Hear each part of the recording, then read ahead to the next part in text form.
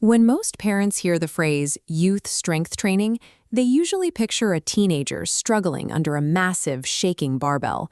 This mental image creates an assumption that kids must wait until high school or puberty before it's safe to enter a weight room.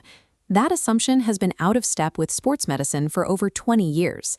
The American Academy of Pediatrics, the NSCA, and the 2016 paper Citius, Altius, Fortius all support properly designed resistance training for children. This disconnect between parental belief and medical consensus leaves young athletes unequipped for the physical demands of their sports. Delaying training until puberty means dropping unprepared bodies into high-contact environments without a physical foundation. Relying on these outdated myths increases the likelihood of injuries that could have been mitigated with proper preparation.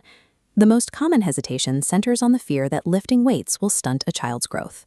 This fear traces back to old case reports involving unsupervised teenagers performing dangerous ego lifts with poor technique. When children train under qualified supervision with appropriate loads, the research shows no negative effect on growth plates or final adult height. Injury risk in those early reports tracked directly with the absence of qualified adult instruction, not the weights themselves.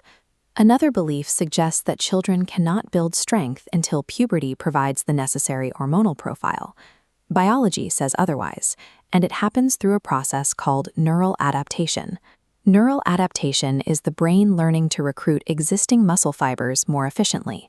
The body gets stronger by improving its internal wiring rather than increasing muscle size.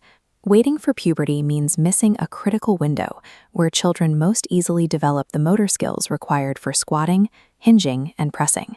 High-velocity, unpredictable sports movements acting on an unprepared body create the environment for injury. The weight room provides a controlled setting to build physical armor, while the field is where that armor is most needed. Effective youth training looks very different from the heavy barbell sessions most people imagine. For a 7-year-old, the focus stays on foundational movements: squats, push-ups, planks, and carries. A child must master the body weight pattern before they earn the right to add even a light external load. The primary goal of a professional coach is ensuring the child masters the pattern before adding weight. At this age, technique is the most important safety protocol. Readiness for the weight room is a matter of cognitive development, not biological age. A coach looks for 3 specific indicators: the ability to follow directions, the focus to stay on task, and the coordination to reproduce a safe movement. If a child can participate in a math lesson or take turns in a soccer drill, they are likely ready to begin strength training. This approach focuses on being strong to be useful, building strength as a tool for resilience rather than performance for its own sake. Building this base before sports become faster and more aggressive provides a buffer against the physical stressors of competitive play.